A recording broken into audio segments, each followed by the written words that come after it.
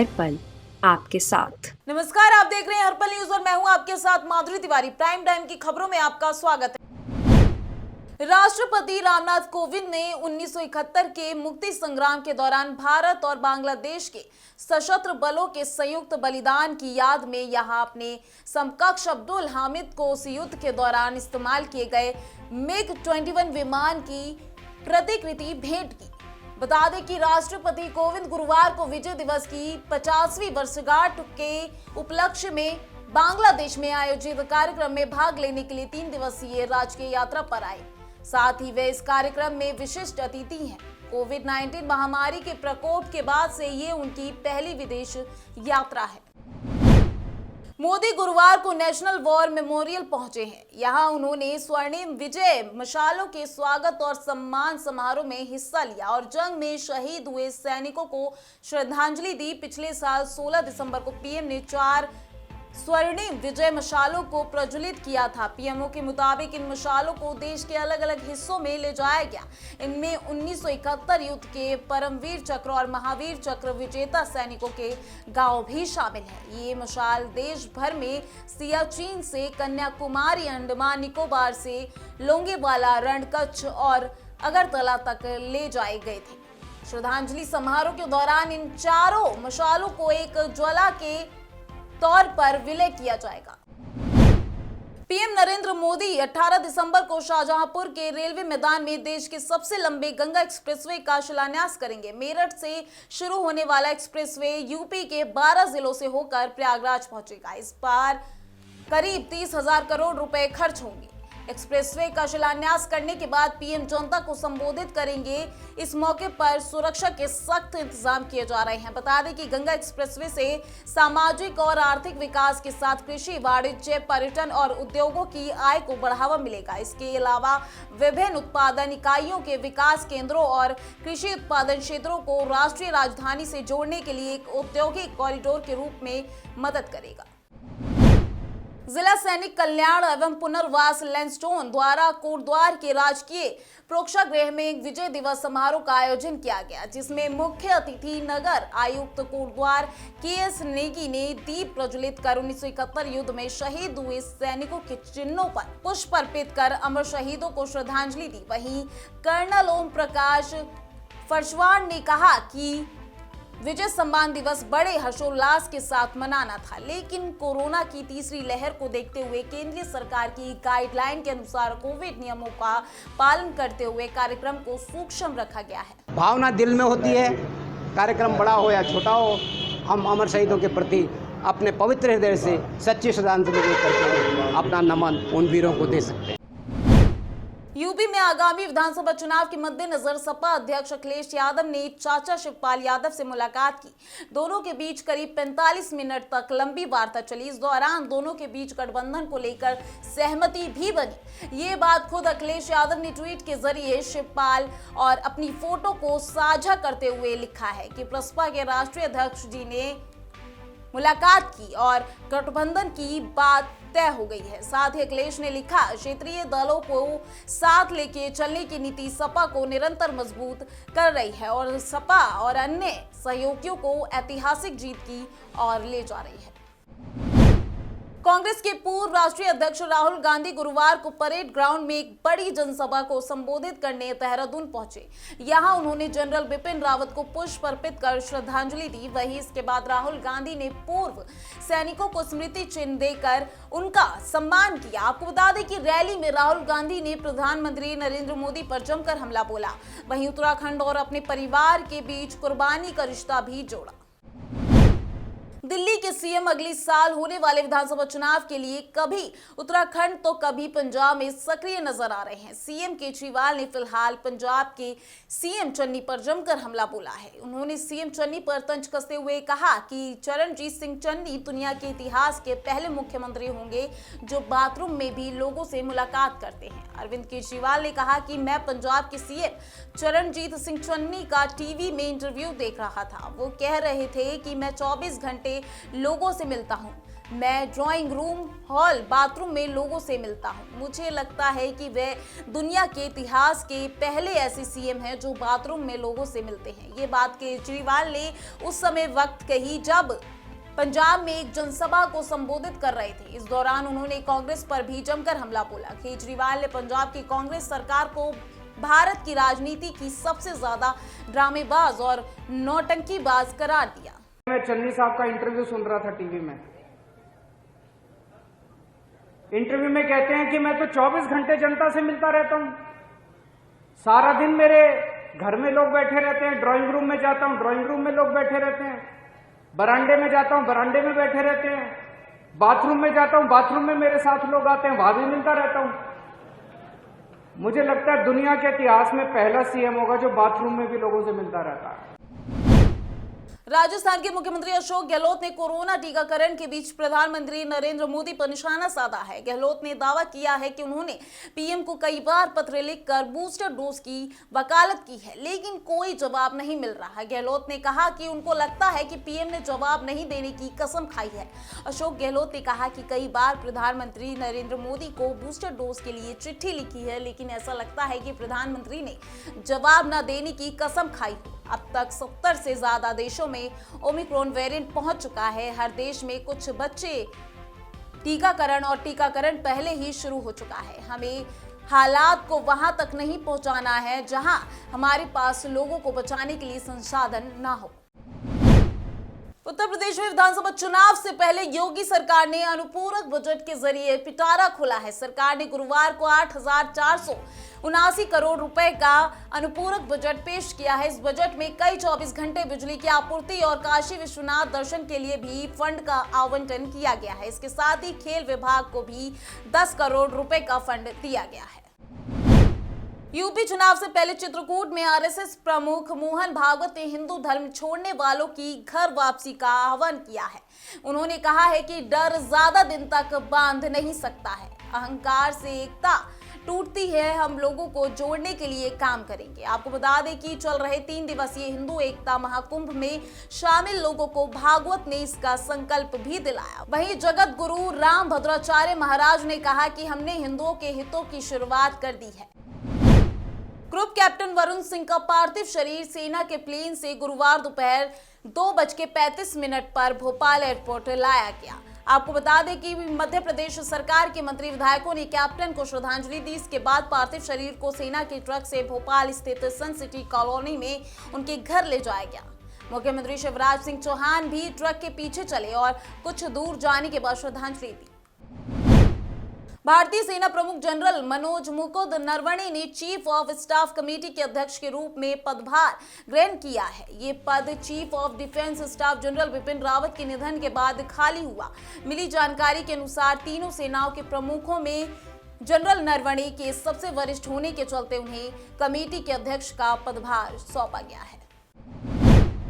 आज देश विजय दिवस मना रहा है। ऐसे में हरियाणा के गृह राज्य मंत्री ने ट्विटर पर एक बड़ा बयान दिया है। अनिल विज ने शिमला समझौते को लेकर कांग्रेस पर निशाना साधा है। उन्होंने कहा है कि 1971 का युद्ध सैनिकों ने जीता था, लेकिन राजनेताओं ने ये जंग शिमला एग्रीमेंट में टेबल पर हारी। यही नहीं, अनिल विज ने यह भी कहा कि हम पाकिस्तान भी ले सकते थे, लेकिन हमने कोई बार्गेन नहीं की, जो एक बड़ी भूल थी जिसे हम आज तक भुगत रहे हैं।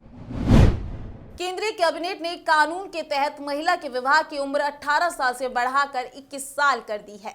आपको बता दें कि भारत में वर्तमान में पुरुषों की शादी की वैध उम्र 21 साल है और महिलाओं की उम्र 18 साल है। बता दें कि अगस्त 2020 में प्रधानमंत्री नरेंद्र मोदी ने लाल किले से देश को संबोधित करते हुए इस योजना की घोषणा की थी। केंद्र सरकार अब बाल विवाह निषेध अधिनियम 2006, स्पेशल मैरिज एक्ट और पर्सनल लॉ जैसे हिंदू मैरिज एक्ट 1955 में संशोधन करेगी। तो सर अच्छी बात है, मतलब 21 साल में पर्सन मैच्योर हो जाता है, मतलब लड़कियों की क्वालिफिकेशन बढ़ेगी, वो भी कुछ बन जाएंगी, तो अच्छी बात है ना कि समाज का सुधार होगा। 21 साल के होने के बाद लड़की एक तो मैच्योर हो जाती है, घर गृहस्थी संभालने के भी काबिल हो जाती है, बच्चों को अच्छी तरह पढ़ा लिखा सकती है, खुद भी कर सकती है वो घर पे रह के। 18 साल तक तो बच्ची नादान ही रहती है, वो उस पर इतनी जिम्मेवारियां हो जाती है वो खुद को भी नहीं संभाल पाती।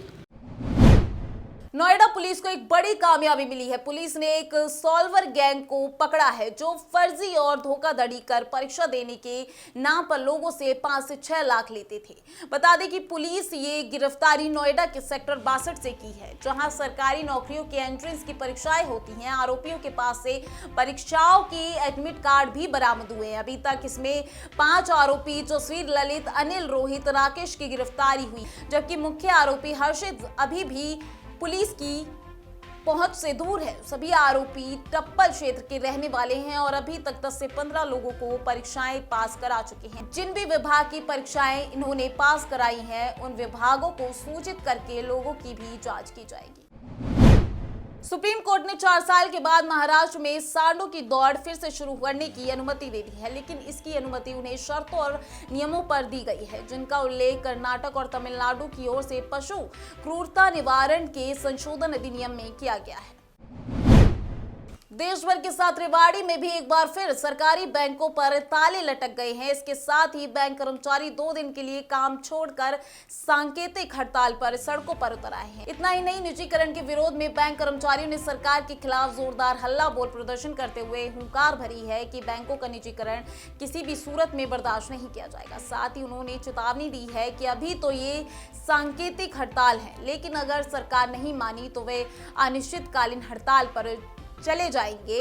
रेवाड़ी के सर्कुलर रोड स्थित पंजाब नेशनल बैंक के बाहर इकट्ठा हुए इन बैंक कर्मचारियों का कहना है कि हर राष्ट्रीय बैंक हर साल सरकार को अरबों रुपए कमा कर देता है, मगर सरकार है कि इन बैंकों को पूंजीपतियों के हाथों में सौंपना चाहती है। हमारा एक सांकेतिक हड़ताल है, ये तो सिर्फ एक अलर्ट मोड पर उनको लाने के लिए सांकेतिक हड़ताल है। अभी तो लड़ाई लंबी भी चलेगी, तो उस लंबी लड़ाई को हम लड़ेंगे।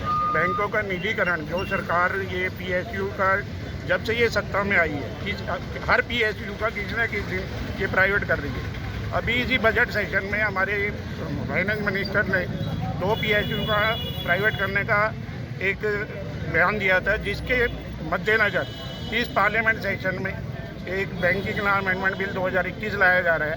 उसके तहत ये बैंकों को प्राइवेट किया जा रहा है, जिसका हम यूनाइटेड फार्मर बैंक यूनियन के आह्वान पर 2 दिन की अभी हमारी ये सांकेतिक हड़ताल है। इस हड़ताल को अगर सरकार नहीं मानी तो हम इसको अनिश्चितकाल तक लेके जाएंगे। यूनाइटेड फार्मर बैंक यूनियन ने डिसाइड किया है कि 2 दिन की सांकेतिक हड़ताल करेंगे जो बैंकों का निजीकरण हो रहा है इसके विरोध। साथ में जो 2021 बैंकिंग लॉ अमेंडमेंट बिल सरकार तो ला रही है संसद में, उसको वापस लेने की हमारी मांग है।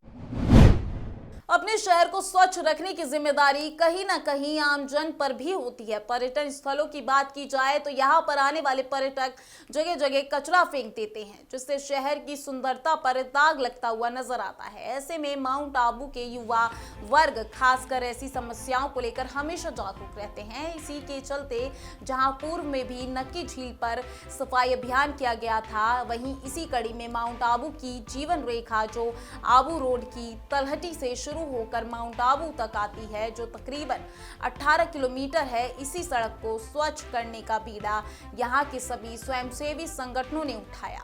इसी अभियान के तहत सेना के जवान हो या फिर नगरपालिका के स्वच्छता सैनिक या फिर होटल एसोसिएशन के या फिर स्वयंसेवी संस्थान, ये सभी मिलकर इस लंबी सड़क के दोनों किनारों पर फैले कचरे को हटाने का काम कर रहे हैं। स्वच्छ भारत अभियान का ये एक अच्छा मैसेज आज प्रदेश की सबसे ऊंची चोटी माउंट आबू से पैगाम के रूप में मिलता हुआ नजर आ रहा है। कार्यक्रम का आगाज सुबह माउंट आबू के नगरपालिका टोल नाके से हुआ, जहां पर तकरीबन 600 से अधिक लोग पहुंचे और इन सभी लोगों ने अपनी जिम्मेदारी निभाते हुए माउंट आबू की सड़क से कई टन कचरे को एकत्रित किया। जो हमारा आबू रोड से जो माउंट आबू तक हमारा जो एकमात्र आबू पर्वत का जो रोड है, उसके दोनों तरफ जो काफ़ी समय से गंदगी पड़ी हुई थी, लोगों के द्वारा जो पर्यटकों के द्वारा फेंका गया कचरा है या शराब की बोतलें हैं, उनको हटाने के लिए एक सफाई का महाअभियान आज चलाया गया है, जिसमें समस्त सामाजिक संस्थाएं, अलग अलग क्षेत्रों से जुड़े हुए लोग, अलग अलग हमारे ऑर्गेनाइजेशन जो माउंट आबू और आबू रोड में काम करते हैं, उन सभी को इससे जोड़ा गया है और सभी स्वयंसेवी संस्थाओं ने बढ़ चढ़कर इसमें हिस्सा लिया है। और पूरे रोड को हमने 17 पार्ट्स में डिवाइड करके टीम्स लगा के ऊपर से लेके आबू रोड से लेके आबू रोड तक आज ये सफाई का कार्य किया गया है। कांग्रेस की बर्खास्तगी और गिरफ्तारी को लेकर कांग्रेस कार्यकर्ता धरने पर बैठे हैं। उनका यह आरोप है कि लखीमपुर खीरी कांड एसआईटी की जांच में एक पूरा सुनियोजित साजिश है। उन्होंने गंभीर आरोप लगाया है कि इतने आरोपों के बाद भी केंद्रीय गृह राज्य मंत्री अजय मिश्रा उर्फ टेनी कैसे पद पर बने रह सकते हैं। बता दें कि इसी बात को लेकर बुलंदशहर के मल्लिका पार्क के सामने कांग्रेस कार्यकर्ताओं ने जमकर सरकार के विरोध में नारेबाजी की। हरियाणा में आशा वर्करों के लिए एक अच्छी खबर है। उनको आयुष्मान भारत योजना में लाने की तैयारी है। इससे वे हर साल 5 लाख रुपए तक का मुफ्त इलाज करा सकेंगे। इसके लिए स्वास्थ्य मंत्री अनिल विज ने विभागीय अधिकारियों को इस विषय पर अध्ययन कर रिपोर्ट जल्द देने के आदेश दिए हैं। आशा वर्करों के प्रतिनिधि मंडल के साथ बैठक में स्वास्थ्य मंत्री ने कहा कि 10 वर्ष तक कार्य करने के उपरांत जो आशा वर्कर अपनी इच्छा से अपना कार्य छोड़ती है या 60 वर्ष की आयु के बाद रिटायर हो जाती है तो उन्हें 20,000 रुपए दिए जाते हैं। अब तक प्रदेश में 108 आशा वर्कर इसके लिए योग्य है। इनमें से 89 को 60 वर्ष की आयु के बाद कार्य मुक्त किया गया और 19 आशा वर्करों ने अपना काम 10 साल के बाद छोड़ा है। इनमें 71 आशा वर्करों को 20,000 रुपए की राशि दी जा चुकी है। पंजाब और हरियाणा हाई कोर्ट ने एक मामले की सुनवाई के दौरान ये स्पष्ट कर दिया है कि अगर 2 लोग आपसी सहमति से कुछ दिन साथ रहें तो इसका मतलब ये नहीं कि वे वास्तव में लिव इन रिलेशनशिप में हैं। हाई कोर्ट का कहना है कि कोई कपल कितने लंबे समय से साथ रह रहा है और साथ में वे सामने वाले के लिए अपने कर्तव्यों का पालन कर रहा है, जिम्मेदारी उठा रहा है या नहीं, इन सब को मिलाकर ही कोई रिश्ता शादी के समान होता है। हाई कोर्ट ने कहा कि जिले के एक कपल की ओर से फाइल की गई याचिका को खारिज करते हुए यह आदेश दिया कि इस कपल ने अपने परिवार से सुरक्षा की मांग करते हुए हाई कोर्ट में अर्जी दी थी कि ये कपल पिछले कुछ दिनों से ही लिव इन रिलेशनशिप में रह रहा था। हाई कोर्ट ने इस तरह की अर्जी दायर करने के लिए इस जोड़े पर 25,000 रुपए का जुर्माना भी लगाया। हरियाणा सरकार ने पिछड़ा वर्ग के लोगों के लिए सरकारी नौकरी और शिक्षा संस्थानों में दाखिलों के लिए मिलने वाले आरक्षण की व्यवस्था में बड़ा बदलाव किया है।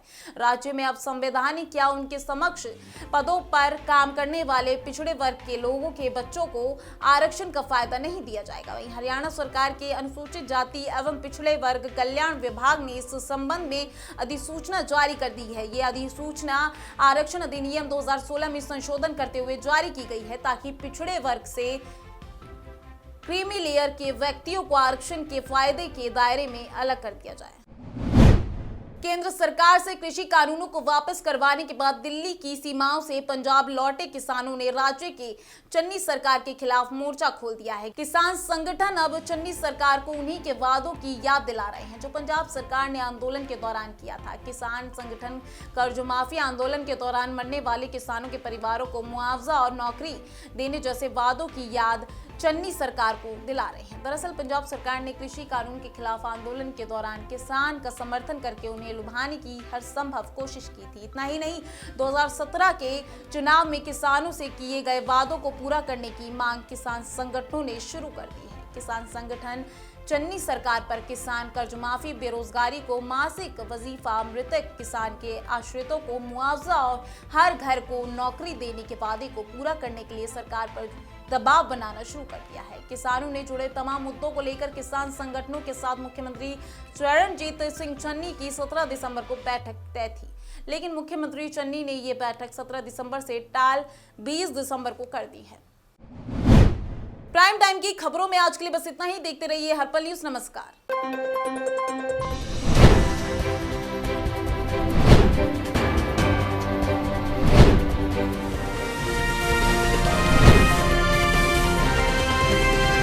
हर पल आपके साथ।